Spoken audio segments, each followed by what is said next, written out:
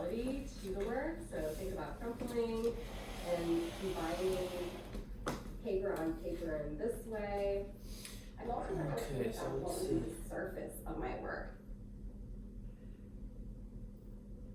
You don't have to work with something that's completely everlasting. You can work with something like cardboard, which is meant to be recycled, similar to Anne Ryan's work. And it allows for a commentary on the things that are accessible to you. I love experimenting with the medium and not just using it as it is, but also this kind color of is really pretty. seeing what can happen if you like rip through the surface and find another surface underneath. And so you can sort of play with that as material. My favorite way of making collage is with photo paper directly composed on top of each other, or I might use some Hansen paper.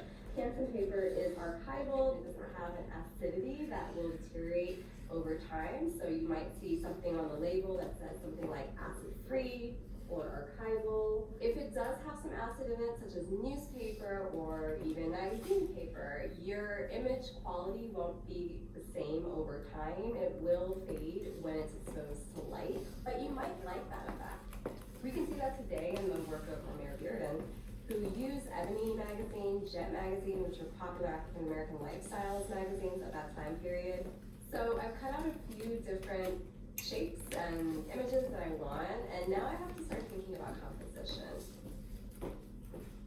To me, this is the most challenging part of making collages. It's also some I find it the most fun. You don't want too many things competing with each other, or else your eye does not know where to go, unless, again, that's the point.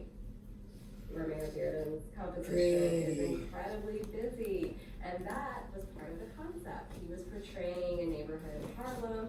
I live in Harlem modern day. I know how chaotic and beautiful that scenery is, and so he was bringing life to that through his choice of imagery and, most importantly, his choice of composition.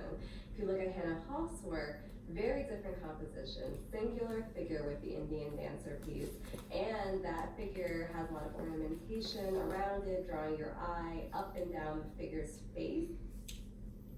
There's a lot of positive and negative space here, but there isn't the chaos of a lot of elements. So I have a few different pieces of paper that I know I want to use.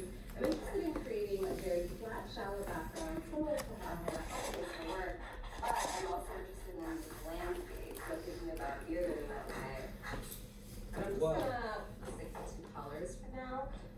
I've cut out some of my figures, and in my mind, I already know that I want them to be in conversation with each other. I want them to demonstrate that the landscape is This is called one tomato. race in distance. And so I'll do that by laying out these different figures as if they are almost looks like they're in different perspectives from each other because of their size. And so that's a little trick that I'm using here. Like all the images that I picked, they're all pointing towards the ground. So compositionally, it's going to make your eye more